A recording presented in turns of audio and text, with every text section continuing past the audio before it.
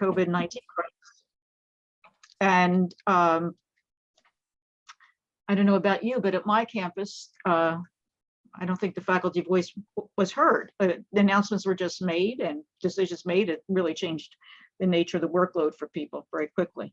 So I'd be very interested in hearing what the others have to say, and we'll try to leave some time for discussion. So I'll start with the first group presenting, which would be Greg Bamber of Monash University in Melbourne, Australia, who is the co-chair, as I said. He will start out and then he will switch to his co-presenter, and he will introduce his co-presenter. So let me turn it over to you, Greg.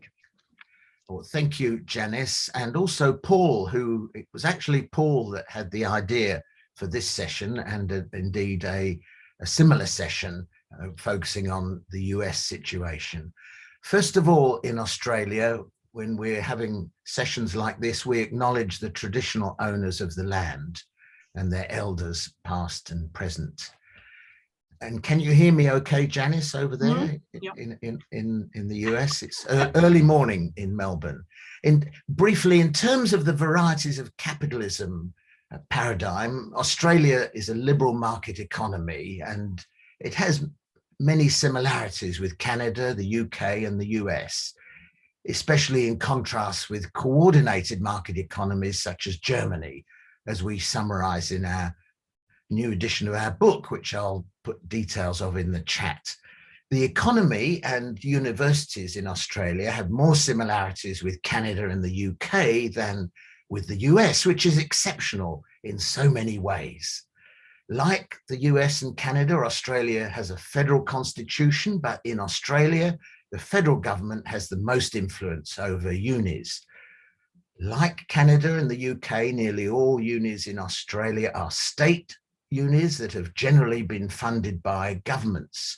But since the 1990s, the funding that unis have received from governments has been absolutely inadequate. And this has prompted unis to recruit successfully increasing numbers of international students, especially from China, India, and around Asia.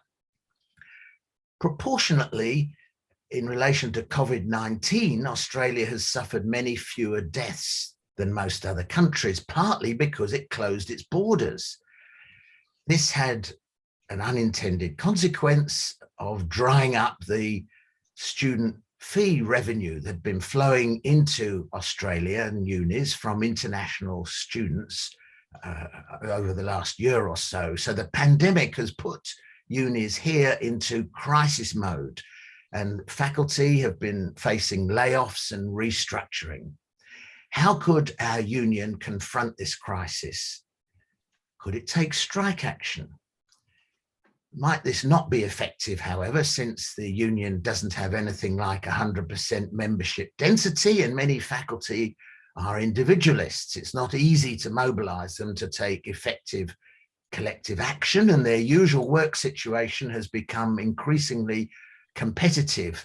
Publish or perish prevails more than ever.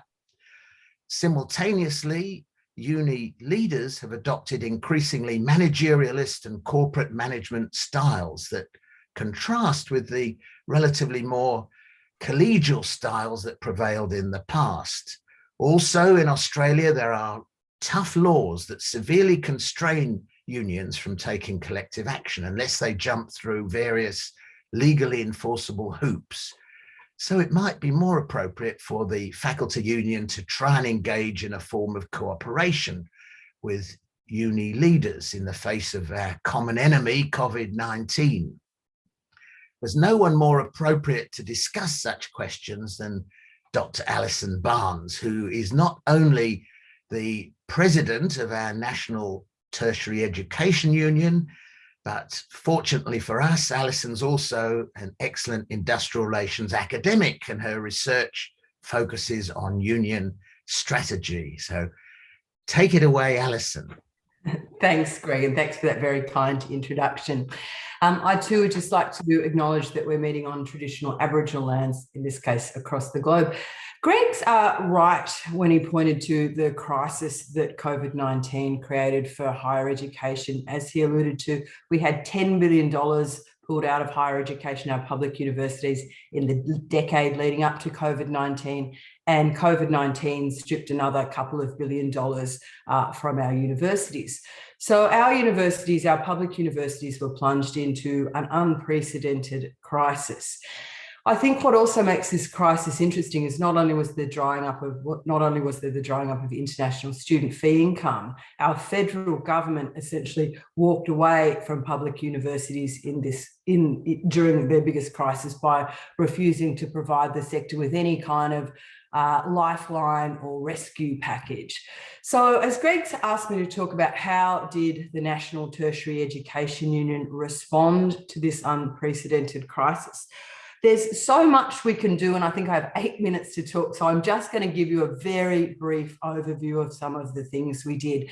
As Greg mentioned, strike action wasn't an option for us because we are not in a bargaining period, which essentially means strike action is illegal in Australia. So we had no option to kind of fall back on those traditional kind of remedies of strike action. So we did a number of things, all the kind of classic kind of lobbying, kind of putting pressure on work. We tried to organise, but this is in the context of many cities in Australia being in lockdown. So it was a lot of organising on Zoom. We had things like car cavalcades. We had members write submissions to politicians. We had mobile buses driving around key political electorates, advertising, I suppose, the crisis. So I could talk for hours about, I think, what we did to respond to essentially what was a looming jobs apocalypse across our sector. But I think the thing Greg was most keen for me to talk about was not the range and breadth of organising and, I suppose, campaigning activities that we engaged in throughout last year and into this year to confront the ongoing crisis. But I think he was particularly interested in, I suppose, one of the ways we sought to deal with the job losses very early on in the crisis. So very early on last year, we thought we were doing quite well as a union in dealing with COVID. We were the first union across the country to win paid pandemic leave for all staff, and that includes casual or precariously employed staff. When I talk about casual workers, they are people, I suppose, I think Greg says they're called your adjuncts, and they're people with no employment security. So we were the first union that I know of across Australia to win paid pandemic leave for those staff. We also, very early on, we also made membership free for precariously employed staff for 3 months in order to give them as much protection as possible. We were very successful throughout the course of the year, I suppose, in drawing media attention to what was happening across our sector. So initially we thought we were doing very well. And by some measures, we did do very well last year. Our union membership grew to the highest it had ever been. So when we realised, I suppose, what was coming at us, the crisis that was emerging, the NTU, my union, did some modelling which suggested that we were looking at around 20 to 30 full-time equivalent 1,000 job losses. So that's 20 to 30,000 people who should be standing in our classrooms, who should be developing cures for COVID-19, who would be standing in unemployment queues. We're also, I suppose, aware that our employers might stand down staff without pay. Australia's national airline Qantas had stood down its workforce. So we were very keen to avoid the job losses and workers being stood down. So very early on in the crisis, we sought to negotiate a national framework that would provide, I suppose, for protecting jobs. So we sought to save many, many thousands of jobs, and would also do things like stop university management standing down staff across the sector and provide protections for casuals and the like. So this was a sort of series of kind of long, intense negotiations we had with 4 of our university's vice chancellors and generally, and their employer association, who is generally pretty industrially aggressive and unpleasant. So these 4 vice chancellors were supposed to sort of represent vice chancellors across the country, and Universities Australia, which is another body through which vice chancellors work. So we opened, I suppose, the COVID crisis off with negotiations around how we might develop this national framework. I never want to go through that period of my life again, because we were negotiating 7 days a week, sort of 16 hours a day, because whilst we were trying to, I suppose, work cooperatively to come up with a solution, when you're asking, vice chancellors to cut their own pay, for example, those negotiations can be fairly intense and fraught. So the national framework that was developed after many weeks, and we're working again in the context of this crisis, we had an idea of what was coming at us, but it was very, very early days, did all of those things. It suggested, it protected jobs, it stopped stand downs, and in return for this, we agreed that if university management in Australia, they're very reluctant to, was transparent, and they would open up their books so that we could assess all of their financial, what was happening to them financially. We would, depending on the extent of the crisis that university faced, agree to reduce wages for the period of a year by 5 or 10%. So this was essentially supposed to be a 1-year variation to an enterprise bargaining agreement. So for 1 year, this national framework would be in place to see our universities through the crisis. We were, of course, interested in saving as many jobs, as I've said, as possible, but seeing the sector, helping the sector and our members survive this 1 year of a crisis. And this was also important to us because this year we ended up bargaining negotiations across the country, and we wanted to ensure that we could use that period to organise, save jobs and prepare for bargaining. So, as I said, we negotiated for long and hard for a long time and came up with this national framework agreement. Now, this is where things start to go awry. The main problem we faced was that university vice chancellors across our country are unable to, I suppose, act as a collective. So we thought we were negotiating in good faith with university management, but that did not turn out to be the case.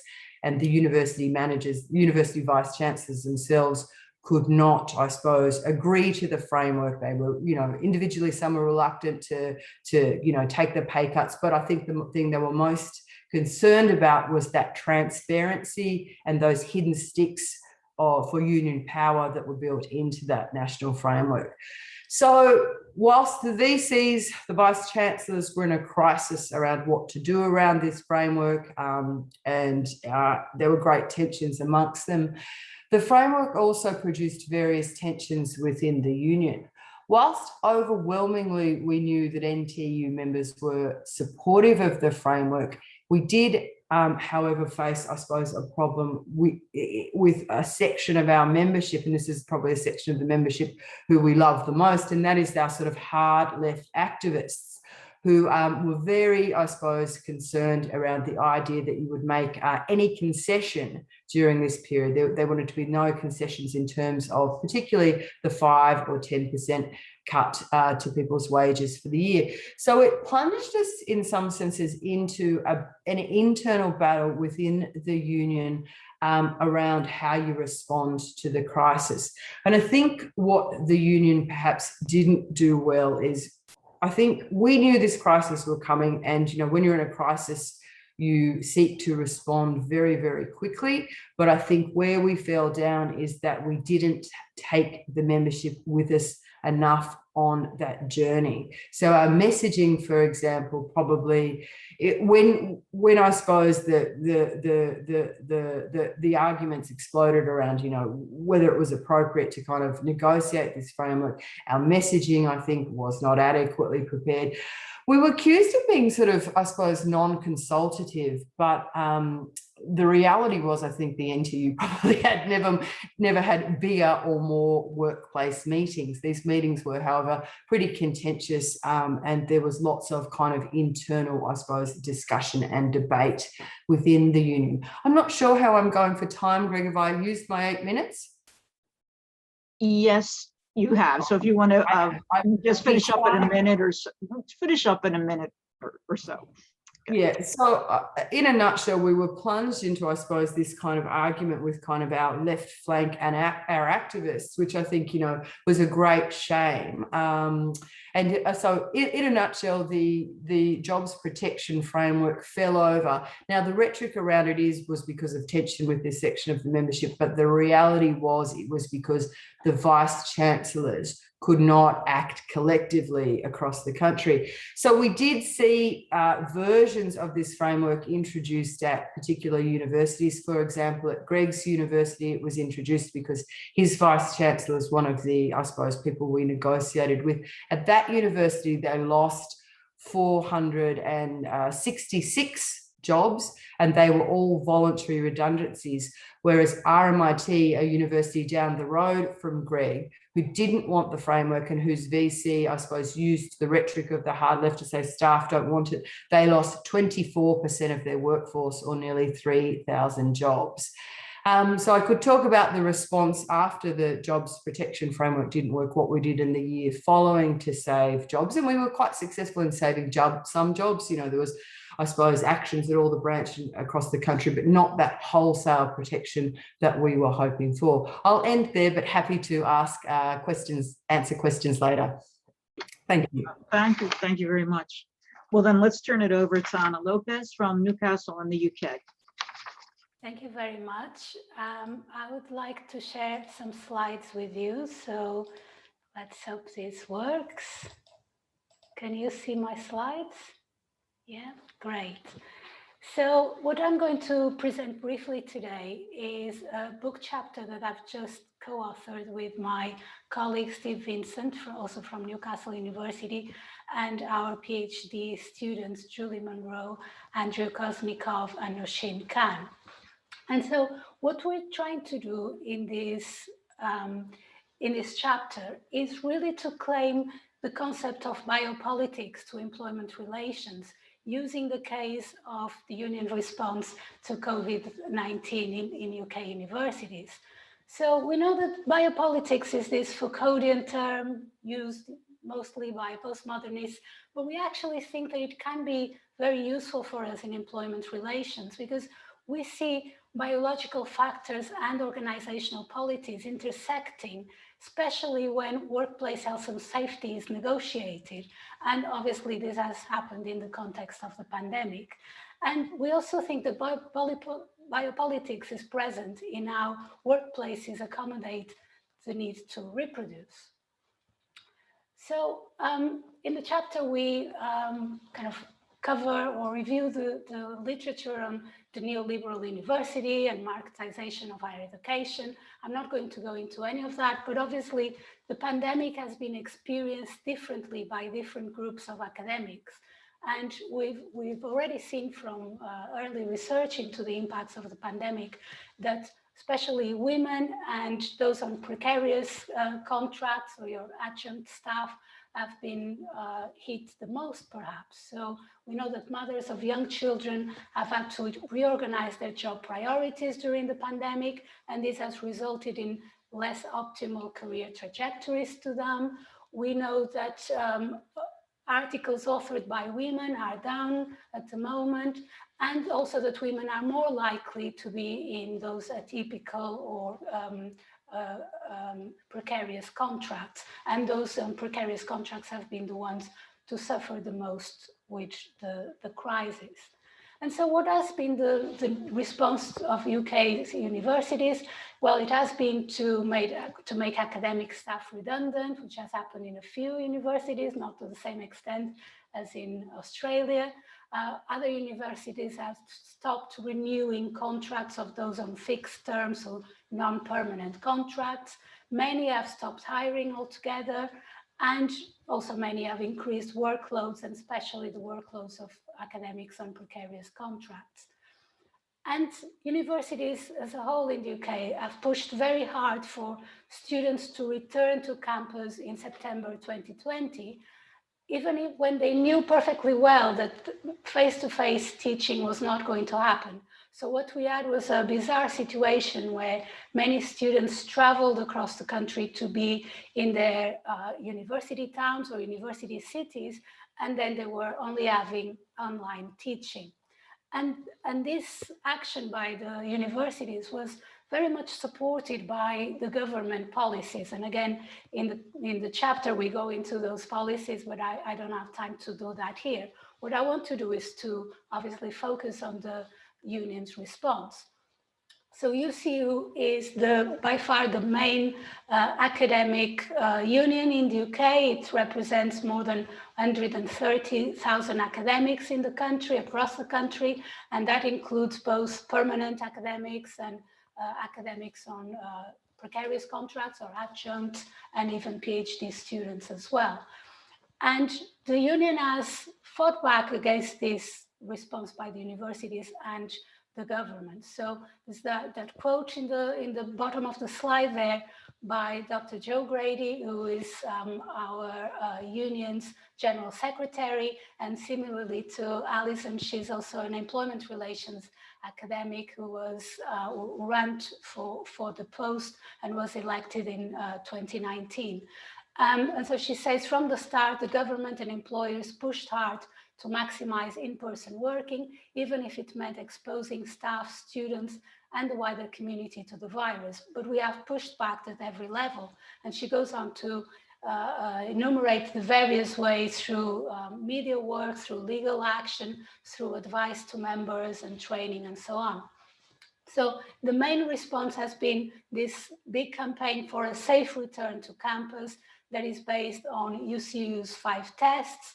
And these tests are based on sensible things like infection rates, planning for social distancing, testing and contact tracing, and so on and so forth.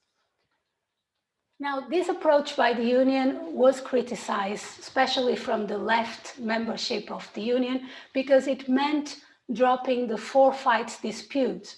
And this dispute was what we were fighting when the pandemic started last year.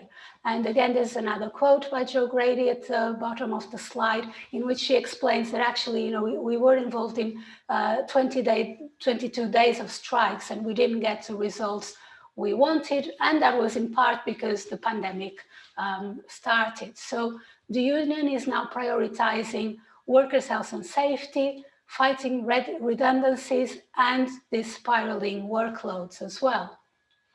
And alongside this collective campaigning and organizing, the union is also advising members to use individual safety rights to protection from danger. So this is not very common at all, that the union is advising its members to use individual safety rights rather than the collective of the union. So there is a section of a specific legislation in the UK that says that employees are protected from dismissal if they leave the workplace, or even if they say that they're going to leave the workplace because they believe they are in serious or imminent danger. So what we see, what we interpret here is the union is rallying around the biopolitical aspects of the pandemic. So we see the focus on the rights to health and safety and the protection from imminent danger as being biopolitical. And this means that a lot of what we've seen from the motions that came up in this year's conferences, women's members' conferences and Congress, focus very much on gender inequalities and precarity and this idea of the biopolitical aspects of the pandemic. So, as I said, many of the motions that were passed at this year's Congress emphasize these aspects of the pandemic. For example, this one here is just an example. There are several motions that I could use as examples where the closure of schools is highlighted and how that impacted especially those with caring responsibilities, and very often they are women. and how they often also impact casualized workers. So, Congress calls on the union to negotiate reduced workload for COVID carers. And likewise, the emphasis on protecting precarious workers, so highlighting how casualized contracts or academics on casualized contracts are the most vulnerable to the effects of the COVID-19 crisis, and so seeking commitments to protect their jobs. So we need to organize to protect members' jobs, both this year and in the future. So we have, a pessimistic conclusion in the chapter, that is that the precarities that existed before the crisis are being exacerbated by the pandemic. And I didn't explore much of this in this short presentation, but I'm sure it's happening in other countries and other places as well. But there's also an optimistic conclusion, is that the biopolitics of the pandemic may be enabling new forms of political representation that is actually gender-based. So we're saying that there is scope for new biopolitical movements to emerge that are based on the gender nature of precarity and the severe impositions the pandemic has caused. And so we think that UCU is doing well and should continue to combine its fight for increased gender equality within academic work with the fight against precarious academic employment, because the two are very much intimately related. So that was the point that I wanted to make, and I look forward to discussing or answering questions during the Q&A section. Thank you. Can you close off the screen share so we can see it? Thank you very much. And I would say that the gender aspect is very important, but it also brings up the issue that depends what country you're in, but that the people who lack security of tenure, whatever your employment law system is, tend to be disproportionately female. And of course, that showed up a lot in the last year and a half. Is Raphael here yet? Yes, I'm under the name alias Nick. Great, thank you. Well, then we'll have Raphael Gomez of the University of Toronto, who will give us the Canadian part of this session. Raphael. Thank you so much. I will also share a screen, and I'm using my cousin's laptop. So I'm going to give a shout out to my cousin for stepping in when my laptop did not work. Okay. And I'm also in a place outside of the city of Toronto. So I'm hoping the Starlink Wi-Fi will kick in and not cut out. So with all those caveats aside, I'm going to share my screen. Keynote. As everybody says, technology is wonderful when it works.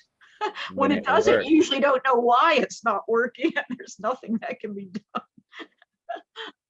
Oh, I don't know, Raphael. I think it's frozen.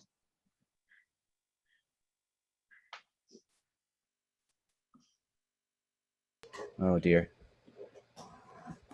Yes. That didn't work. Let's try again. How can your internet?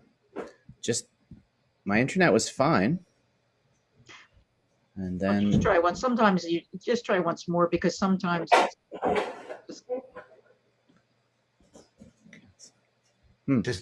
just while Nick's doing that, it's interesting that we use slightly different terms in Canada, Australia, the UK, and the US for the same sort of people. Like when Alison was talking about vice chancellors, I think you talk about the president of the university, and when Alison and Anna were talking about casuals, I think in the US, do you use the term adjuncts, for example? Yeah, but actually adjunct, you see, also the way, how can I put this?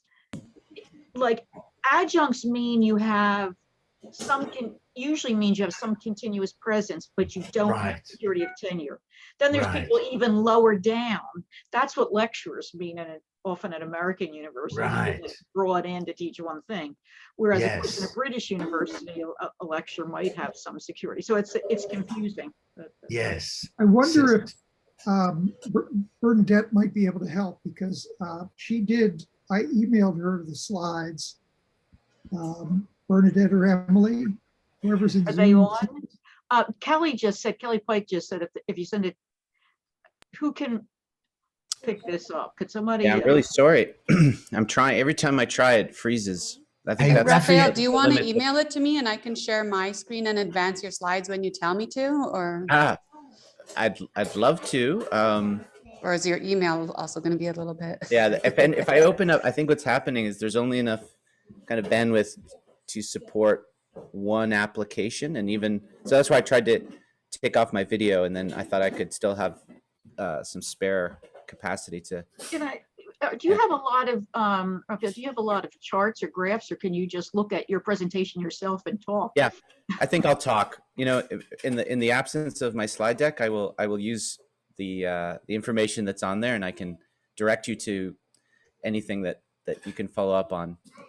Okay. So if those slides do appear, if someone who has them wants to post them, that'd be great.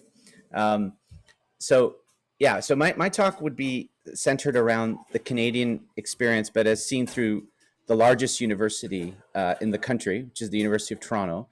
There have been some events that have been COVID related, which I think I need to share with you, like the first bankruptcy ever of a university, which happened also in Ontario, the province that I am located in. I can share that later, but I'll talk mainly about the experience of the University of Toronto, and also, as it's an international session, I want to talk about the peculiarities of our faculty association, which actually kind of bears a resemblance to the sort of forms of unionism that existed in the UK, still do. Which it's a voluntary recognition system in which the faculty association at the University of Toronto technically has never been certified. It's not a certified union, and yet it contains aspects of unions that we all find and think are very kind of canonical, but it works differently. Okay, so here's the spin. So the first issue I wanted to get into is this is not the view of the faculty union. It's the faculty association. So just a brief history, because I think it actually bears on how the university and the faculty association have responded to COVID. So Canada, unlike the US, which has a Wagner system, it was built on the back of the Wagner model. In 1944, we basically copied the Wagner model and created our own version, both first in the federal jurisdiction and then across all 10 provinces. These labor relations acts that exist in all 10 provinces, though, share the same characteristic. They don't have the two sections that are kind of crucial in the U.S. system, which make it hard for non-union forms of representation to emerge inside of workplaces. And yet, why was Section 8A2, which is the kind of the key that section in the U.S. model that kind of forbids any association that's basically doing what a union's doing, but is not a union? It's because we share kind of inheritance with the UK, which its union model existed without any statutory laws up until Thatcher. Essentially the unions formed by sort of pressure built on organizations to recognize them. And that pressure could take the form of withholding labor. So actually kind of the recognition strikes that precipitated the creation of the Wagner Act model, kind of a pressure point. But here in Canada, we had a tradition of voluntarism that went back quite a long way, and also of non-union representation. Now, our faculty association operates like a union. We have dues that are collected. We have what's called a memorandum of agreement, not the collective agreement, but the memorandum of agreement, MOA, that was the first signing of which was 1971. So everything's built on that primary agreement. We don't have a strike. We don't have the right to strike as we would in a traditional collective agreement. Everything goes to an interest arbitration system. So the association itself has sometimes a problem in convincing the administration that even though we're collecting dues from all the faculty and the librarians, that it really has the commitment and the backing of all the members. Because in point of fact, throughout the years, when the administration has sort of well, to put it bluntly, kind of pushed around and bullied the faculty association a little bit. The faculty association is countered with saying, okay, fine, we're now going to go the certification route. We're going to, sign cards, we're going to vote, and then you'll see the full force of a certified union, and you won't like it very much. So let's play collegially. And at times, there's been enough interest that maybe the administration has come to sort of meet the union or the association almost all the way in their demands. But whenever the association threatens these things, there's a question which is legitimate about how much support there really is, and neither side, the administration nor the faculty association, ever really wants to truly go there with like a poll that would reveal the true extent of a certified union. Because in point of fact, we kind of have all the benefits of being in a union. Voluntary recognizes the association, and we negotiated over wages, and we negotiate over terms and conditions of work. That said, it was only until 2013 that we got to negotiate over workload, which would have been, standard if we would have been a certified union. So it's slow going. It sometimes takes time for issues to emerge on quote unquote on the bargaining table, but that's the nature of our association, being voluntary recognized. We kind of have to always submit our demands to the employer in order to have a scope to bargain over that. So that's the background. I thought it was important to make that point that we are a faculty association that is not certified. Okay, the reason that's important, I think, is because we also exist thinking about COVID and the health and safety issues. It was a good presentation by Anna just a minute ago with the UK and how this is front and center. I mean, there are many dimensions to COVID that spill over, but one in the workplace, it's a health and safety issue. And so the other issue that's pertinent to Ontario and in particular to the university is that we have a statutory law, right? A statutory framework that governs health and safety at the workplace. And it's a very Ontario-driven and inspired set of statutory rules that govern health and safety. Ontario was the first, or one of the first North American jurisdictions, in fact, jurisdictions in the world, to have created statutory committees, health and safety committees, which were are composed of workers and management representatives. And this was an innovation that Ontario created in the early 70s, following a set of terrible mining accidents in the north. Originally, it was designed to become a kind of a commission to study how we can improve safety in mining. And the commissioner, a doctor actually, Dr. Ham, ended up creating a framework for the entire province. And it was the three rights that were enshrined in that statutory work. It was the right to know, the right to participate, and the right to refuse, right? Right to refuse unsafe work. Oh, I see my slides. That's beautiful. There you go. I had a lovely which slide deck. number you should be on. Oh, you know what? Why don't you just go to the start?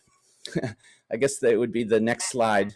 And we can leave it there for a minute. Yeah, because that's where I kind of scratched out my title just to point out the actual particular circumstances of our association and its creation and its link to a kind of Canadian form of voluntary recognition that goes back to a UK tradition.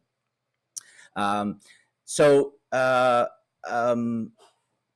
the point about our statutory rules then also have an effect because we have standing statutory health and safety committees in every department.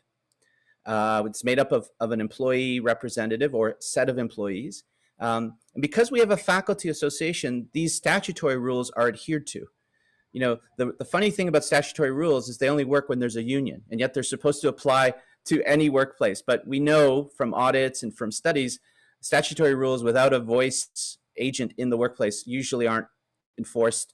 And even when there's a whistleblower, there's a kind of attention, a spotlight cast by a ministry inspector. And then when the ministry inspector goes, so does the adherence to the rule. But because we have this active faculty association, we take these statutory rules seriously. And I think we could advance the slides because I want to talk about an issue that preceded COVID that I think heightened. Yeah, you can go down. Sorry, these were all kind of backgrounds. I wanted to mention here, sorry, one of the other antecedents to our kind of history of non-union representation goes back to our prime minister, actually, Mackenzie King. He was the prime minister when we copied the Wagner model, and it was his hand that took out those provisions around banning non-union representation, because he had a hand in creating the first non-union representation systems in North America, as he was an advisor to Nelson Rockefeller. And in the early 20th century, advised Rockefeller on how to improve the very violent and terrible working conditions in his many operations. And the Rockefeller Foundation funded a lot of Mackenzie King's work on kind of conciliation, mediation, how to make labor and capital quote unquote friendly. Now, he wasn't a friend to unions, but he recognized they were an inevitability, but he wanted to hold on to his own aspiration that there could be these workplace committees inside of workplaces that could function just like a union, but wouldn't have kind of the political or the potential, what he thought of as destabilizing force of an outside independent union.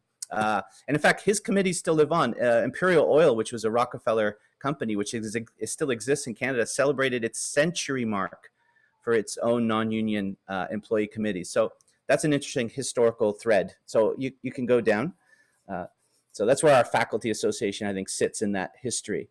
Yeah, and I point out the distinction in Canada. We don't have the Section A2 provisions. There is an issue if there's a view that the workplace, say if our faculty association was viewed as being dominated by administration and was kind of solely funded by the administration as a bulwark or as a substitute for unions, then a labor board could rule it as a kind of an infringement of being able to exercise your freedom of association. So there is that provision, the one in red, but not the provision in blue. It doesn't, a committee that exists for the purpose of dealing with employee wages concerns and so on is perfectly legitimate in Canada and in Ontario. So that's where our association sits. So we can advance that slide. I want to get to the statutory rules. We can advance. Oh yes, I guess.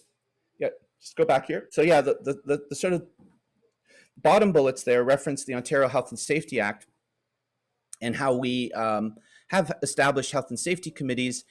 And I guess these operate kind of in the background mostly. Sometimes they raise issues of concern to a particular unit. Oftentimes, very rarely are they university-wide, except what happened just a couple of years ago, which I think alerted people to silent dangers that exist on our campus. We often think we're in a safe space when we work at the university. We don't think we're in high-risk occupations like construction, except there's so much construction going on at the university that something came up, which I think alerted a lot of people to the health and safety of our workplace. So I think if you advance the slides, and I want to thank, yes, so pre-COVID, we had major renovations in a very large building on a kind of southern, or actually the major part of our campus. And it turned out there was asbestos that was being released. And it turned out it had been being released for several weeks. And they hadn't completely sealed off ventilation systems. So this had circulated through an entire building. And this came out, and obviously people were kind of alarmed. And the administration was too cagey, was too non-transparent, I would say. And that hurt I guess the credibility that it had gained, that we had assumed we had as workers, as staff, as faculty. And I think this heightened UTFA's role. I think a lot of people who are kind of neutral to UTFA or on the fence, or even thinking, why do we need this, even this association, which isn't a union, but still collects my dues, why do we need it? I think this issue alerted people.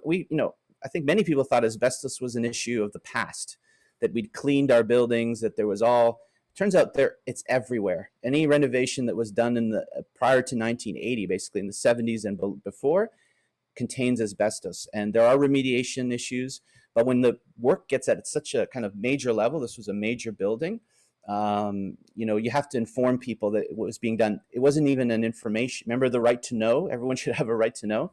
They didn't tell anyone that they were being potentially, no, not that even they were potentially exposed. They should have known that there was work going on to remove asbestos, especially when people were working in other parts of the building. So this was an issue that preceded the COVID era. I think it's important because it was fresh in people's minds. So you think of this association between something asbestos, which conjures up, pretty dire images of lung issues and cancer and all kinds of damage. And it happened in the recent memory of people's minds. And then you have the administration who's now, coming with a plan to deal with COVID. And then how much buy-in do you get from a faculty? How much buy-in do you get from staff and so on, and students? So if you could advance the slide, I can talk about other pertinent issues. We'll just go down. These are 2 slides about the experience with COVID in Ontario. I can go down. Yeah, I'll come back. Yeah, so now I think they learned something. So the administration, I think, learned a lot from that episode, that health and safety is not just something for experts. Remember, the statutory laws around health and safety were meant to involve everyone. Safety is not a priority of the experts. Safety is a priority of workers, administration, government officials, to be sure, and every staff or member, and in a case of a university student who is sharing the workplace, is a member of promoting, creating, and being vigilant about safety. I think the university understood that as a result of the COVID experience. So they engaged students, faculty much better. There was planning that was happening, I think, behind the scenes very early on. I can speak personally to that because as a director of the center, I was privy to some of those meetings. But this past year, I have a good kind of almost counterfactual experiment. I've been on sabbatical. So I've had to learn about COVID like everyone else without privileged access. And I must say they've provided a lot more information, linking it back to the province's rules, their adaptation to those rules. They had an advisor to the president of the university, Vivek Goel, who had been the past president or the director of the public health school at the university and who had advised government. He had a weekly podcast. There was a lot more information sharing and I think a lot more transparency. So I think that was good.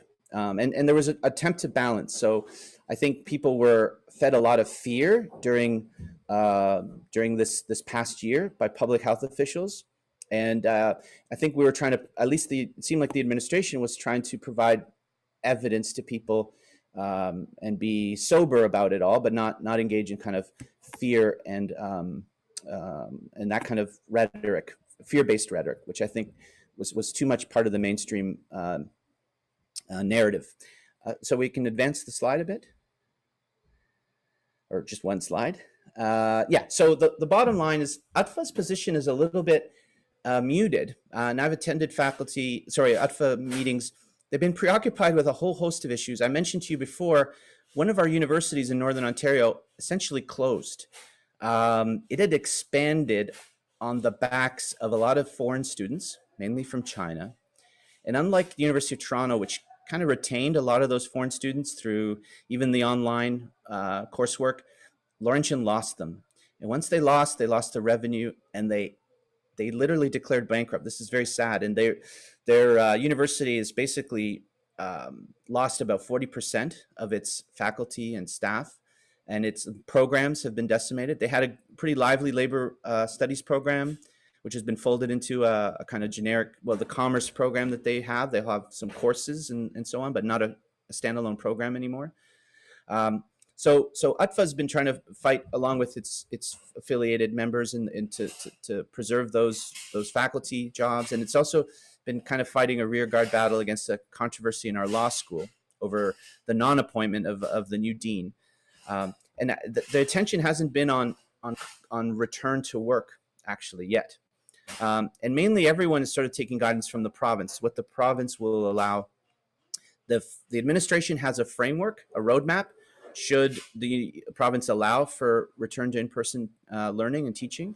And they've published it, and they've had input from student union groups.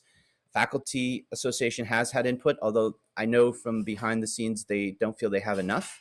But I think they're recognizing that, and those were the graphs previously, that at least in Ontario, the majority of risk has fallen on older members of our society, and mostly members that have been in institutionalized settings. So if you track the level of care and then the incidence of COVID mortality, it's a very close aligned line.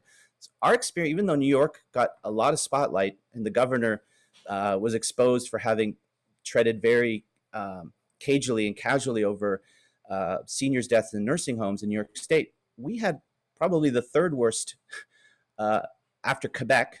So it goes like this: New York State, Quebec, and then Ontario, probably the third worst rates of death inside of our institutionalized care nursing home systems. And I think in Ontario, that, even though it's been exposed by some media and some investigative reporting, is still kind of, it's almost like deflected by a general sense of fear. But the slides I showed you earlier, if you can go back to them, the graphs, if you can go back to the very first one. Must be I just graph want to show 8. one. I think it's not, it's slide 8. Slide 8, sorry. I didn't mean the very first slide. I meant the very, yeah. So these are our mortality rates in Ontario. This encompasses 2 years, you know, and we tend to have in public health an assessment of risk on a yearly basis for any disease. So this is accumulating 2 years worth of data where it should be 1, but you see the flat line for every age group. This is mortality risk by COVID, not who can't, these aren't case counts. Case counts kind of go the other way. There's a big bump. People who were frontline workers who couldn't shelter at home, mostly young, were way more exposed to COVID, but thankfully they were less likely to die, but they were much more exposed. But the mortality risk only kind of increases at a very dramatic rate after 70. And then the correlation between being in a nursing home after you're 70 is also doubly high. So really our I guess our university's basically saying, going back to school in the fall, hopefully with the vaccination rates that we have, hopefully with the kind of immunity that people will have, should be safe, in addition to the kind of protocols that have been put in place, ventilation and so on, that would make a return to in-person teaching safe. Okay, so that's it. Sorry. You. Yeah. Right. Great. On that cheerful note, I shouldn't say cheerful, but it reminded me of something else that's quite different between countries, and it's the rate of vaccination, in part in some countries due to the availability of vaccines. So thank you, and thank you, Emily, or whoever was operating, I think it was Emily, the slides. Yes, So thank you so much, Emily. Thank you. Let's open it up for discussion. Anybody? Come on, people. You could use the chat, but if you just want to start talking, I think it also would work. If not, I'll ask a question. In Australia, no, but it's something very interesting. You mentioned 2 things. Firstly, in Australia, there was this issue of having a framework agreement, but then, you know, individual vice chancellors or universities could do, in a sense, what they wanted. I have a second issue that was just mentioned by Raphael, and that is, I know some Australian universities have very large enrollments of students from China and perhaps elsewhere in Asia, and so that must have affected the economics of the university greatly, right there. So I don't know, comment you want to make about the Australian experience. Yeah, I suppose, as I said, I think $10 billion has been pulled from Australian public universities in the decade before COVID. Now, this is also in context as of the sector growing. So our universities grew bigger, we deal with more students and the like. So there's massive underfunding of public education in our country. To overcome that, university management became increasingly reliant on international student fee income. Australia competed very well, I suppose, in terms of attracting international student fee income. So the minute the borders were closed to international students, and Greg might remember when, but I think it was March 2020, it meant those rivers of income which universities depended on dried up. So they were immediately plunged into a rather spectacular financial crisis. I think the figures of how much money they lost in 2020 vary between, I think, about 1.8 billion and 3 billion. So this is, I suppose, why we've faced, as I said, that jobs apocalypse. We've lost over 17,000 jobs across the sector. We've seen workloads explode. As Anna mentioned, we've been increasing, I suppose, all sorts of issues, I suppose, increasing precarity across the sector, all sorts of consequences from that. There's an interesting angle on that, Janice, and thanks, Alison. And that as the universities attracted lots of international students very successfully, the university leaders saw themselves more like chief executives, and their council members, the university governing bodies started paying the university leaders astronomical bonuses and salaries. So many vice chancellors were getting well over $1 million annually. And to some extent, this alienated not only those of us who are rank and file members, but also political leaders. So university presidents were getting paid several times more than the Prime Minister of Australia, for example. And this, to some extent, at least to me as an ordinary union member, unlike the union leader, Alison, seemed to lose sympathy. University leaders lost sympathy when they were going to the government and saying, look, help us more. And politicians were able to say, hang on, you're paying yourselves, you know, these astronomical salaries, university leaders, and you're building all these fancy new buildings and so on. And as Alison mentioned, one of the good elements of the framework, one of the many good elements of the framework that she negotiated with some of the university leaders was that they would voluntarily take a cut in their income, at least for a period. And indeed, we as ordinary members agreed to forego a scheduled pay increase that was due to come. So there was some sharing of the pain. Can I add one other comment about this? I don't know as much about Canada, but I do know both the UK and Australia and some parts of the US.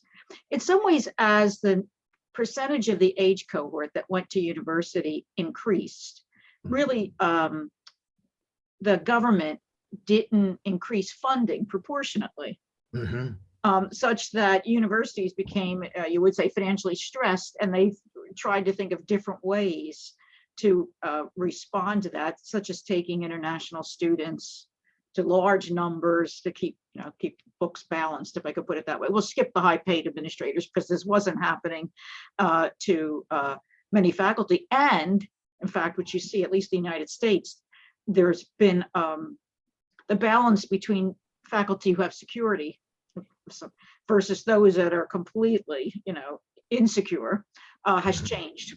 And that was another way of balancing the books because they're also lower paid.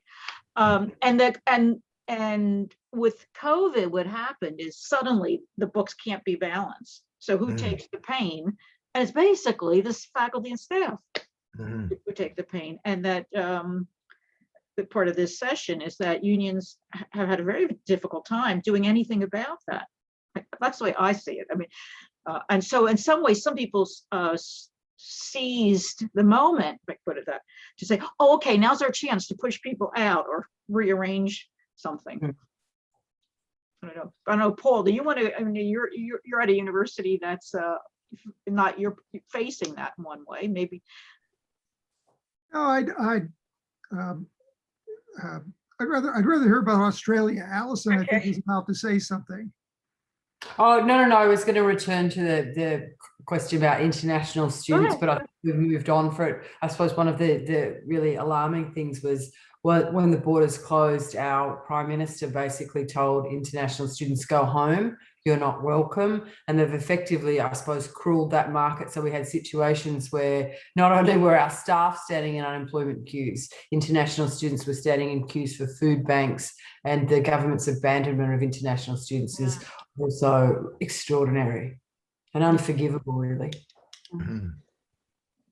Did they close your residence halls? I mean, at my own university, the university closed the residence halls it controls, which meant it threw students out of them. So if you were American, maybe you could go home, but some of the foreign students, they didn't know what to do. Like, how long would the place be closed? And if they left or went to their home country, if they could even get into their home country, would they be able to get back into the United States? So it was really very harsh. Yeah, I had one student who tried 3 times to get back to China.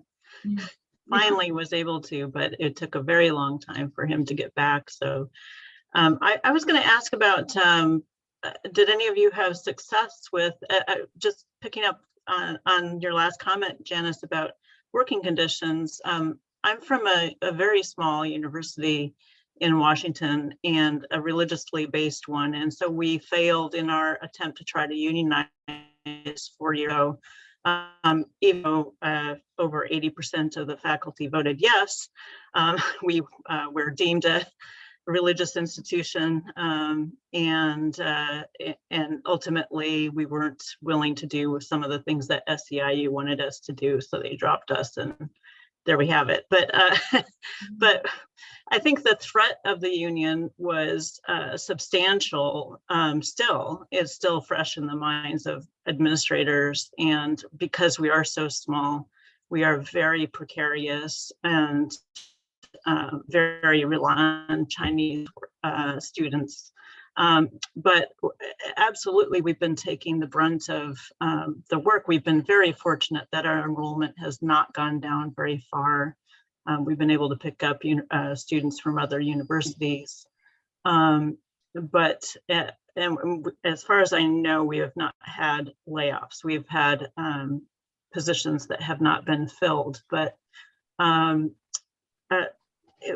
what we're hearing, and I'm on the faculty welfare committee again, is just so much stress, especially amongst people who are caregivers or parents, and offering many times and sort of being expected to teach in all different kinds of modalities. So we are trying to do something about that this summer. And, basically the administration's been like, yeah, we know it's been terrible, but at least we only, all suffered and that we didn't have contributions to our pension funds this year.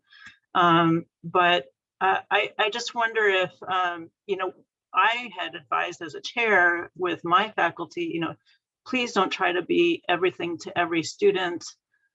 Try to, and I know it's a different ballgame at larger universities, but pick maybe 2 of the 3 different modalities to use. Don't use all of them, but yet the untenured faculty, I think, still feel like they need to perform in the ways that they're expected to, catering to our private religious college. So I just wondered if anybody had any success, like working out the workload, some ideas for what we can bring into reopening in the fall. I know last fall our president said, we're so excited, we're all coming back in person, and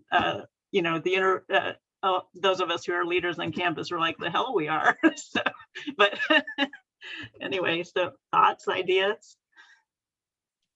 I think workload is one of the biggest challenges we face. It was ginormous before COVID, and it's grown exponentially. As I said earlier, we're entering a round of bargaining. So things like, and I think this is interesting across unions in Toronto and the UK, the focus on occupational health and safety.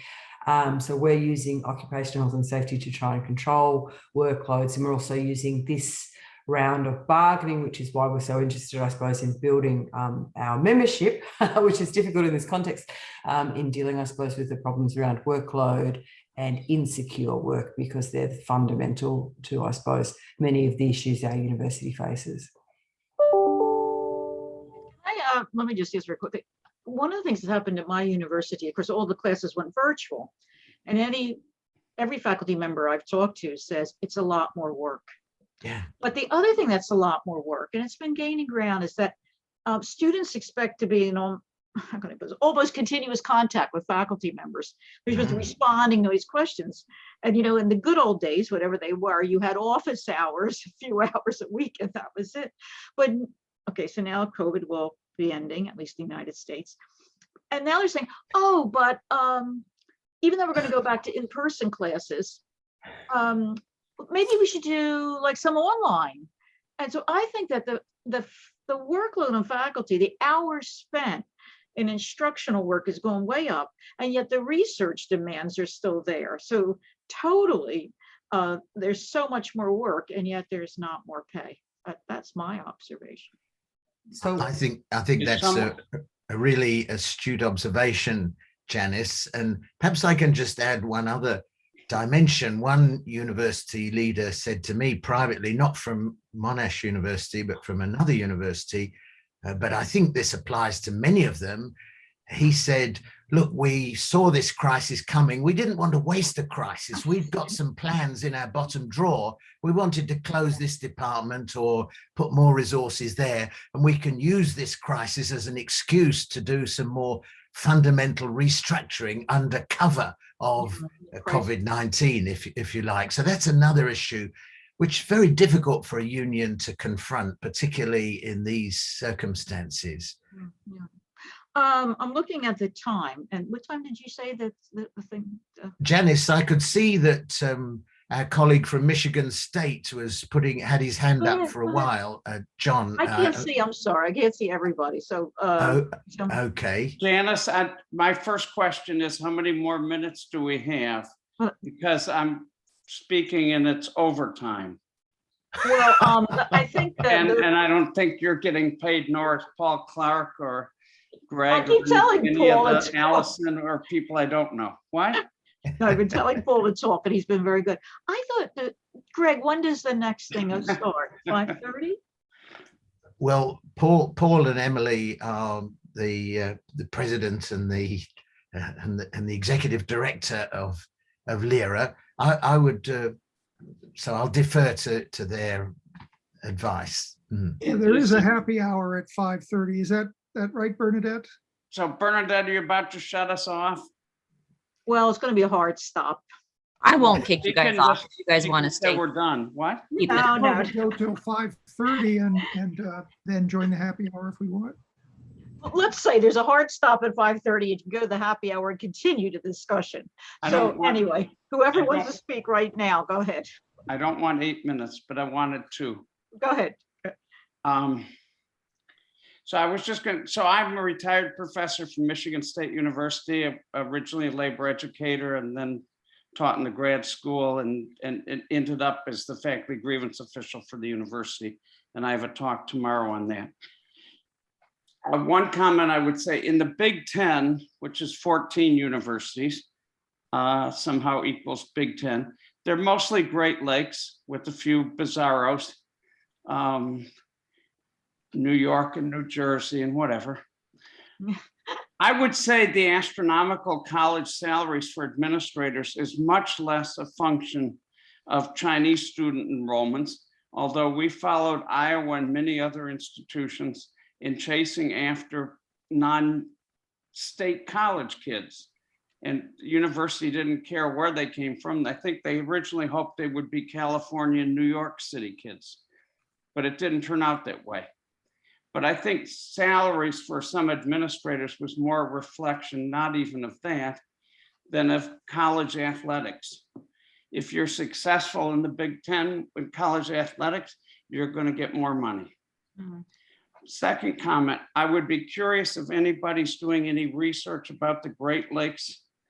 I'm in particular been interested in several topics about New York, Michigan, Ontario, and Quebec. And if anyone is doing anything about that, I would like to hear more. Not that I don't like Pennsylvania, but I've been working on this. So MSU has made some changes already for retiree faculty benefits. They changed us from Blue Cross Blue Shield to Humana. And so our co-pays went up significantly. They also made changes for young faculty in terms of their benefits. So this stuff's going on. I assume, you know, one Big Ten university talks to another, talks to whatever. I'm done. Great. Any other comments? Well, hearing none, I think we've had a lively discussion, and I will tell everybody to now, if you want, move on to the virtual happy hour and continue discussions. Thank you. Thanks so much, everybody. Oh, thank you, thank you, Australian Janice. visitors for getting up so early in the morning.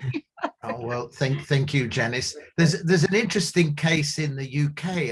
Anna might like to comment on the situation at Leicester University, where they seem to have used the excuse of the COVID crisis to decide in the business school there they're going to eliminate the field of critical management studies and critical labor studies because they don't like it and it doesn't really fit with the business school. So it's interesting to see that the University and Colleges Union in the UK has introduced a ban on recruitment at Leicester and serving as external examiners and so on at Leicester, sort of under cover of the crisis. I don't know, Anna, if you might like to just say a very quick word on that. I think it's a good example of what you were saying before. It's plans that existed before the pandemic, and the pandemic is being used as an excuse. And yes, and although it's a localized dispute, UCU has instructed us to not accept invitations to speak at that university or the external examiners or anything. Where we can pass on that message, there's kind of, boycotting that particular university. What time period is this? It's been happening over the last few months, I guess, Anna, hasn't it, at Yeah, Leicester? It's going on at the moment, and it's recent. An interesting variation on that. Certainly, universities that are in financial trouble are very vulnerable to or are using that strategy. Penn State actually is a university that's in a pretty good financial shape, although the administration sends the signals that we're not.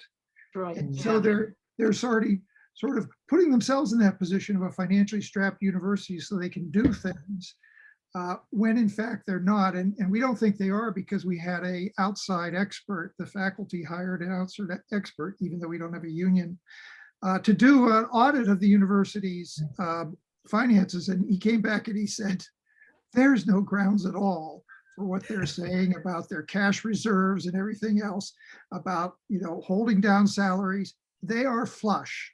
They just don't want you to know it. So it's an interesting variation on creating a crisis that isn't there so they can check. Yeah, Alison? Yeah. Well, I think that's precisely why the framework in Australia fell over, because the picture across our universities is uneven, and the absolute reluctance of vice chancellors and we set up an independent panel, wasn't a union panel, to look at their books. It's exactly as you've all suggested, using the crisis to drive through a sort of suite of changes across campuses, and a failure to be accountable, which is always, I think, really disturbing, given these are public institutions that run on public money to a great extent. Yeah. What It's kind just of numbers? Sorry, I one was other. going to ask numbers at Allison and Anna and Heather's places. Paul and MSU are like ridiculously 50,000. Sorry, so what sort of numbers are you after? Sorry? Of students and or faculty.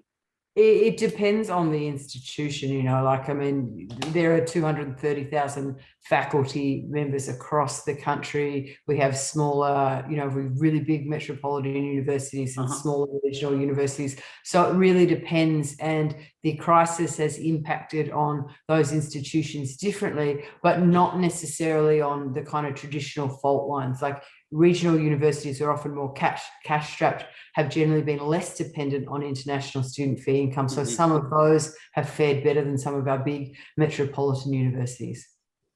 Thanks. Just one other angle on the crisis, COVID.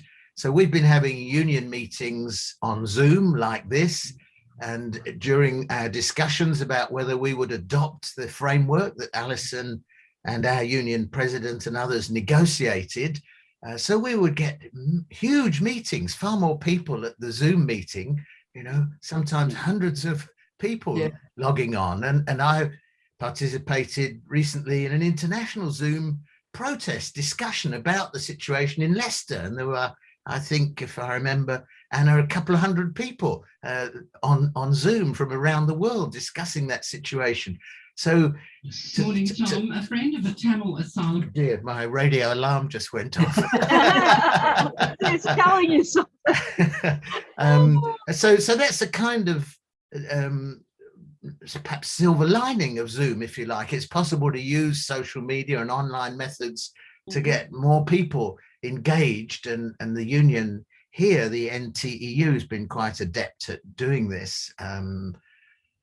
Interestingly enough, so the union using the crisis as well, and also to recruit members, as Alison mentioned, as people have seen to be under threat. I've been saying to colleagues, oh, look, join the union. And they say, oh, well, I'm fine. I've got a strong CV. I say, no, that's irrelevant. And so some of them are reluctantly, because they're individualists, have joined the union in this context. Okay, well, we've reached our hard stop. Time to go to the happy hour. Thank you, everyone, for participating. Thank you very much. Thank you very much. And Janice and How do we move to happy hour? You go back to the Paul raised his hand. But it's in the full stream. It's out listed. the door, down the street, and over to the left. You have to go back to the listing and click on it. That's what you have to do. Oh, she's just above you in my picture. She's serving. Bye now. thank you very much. Thank you. Cheers.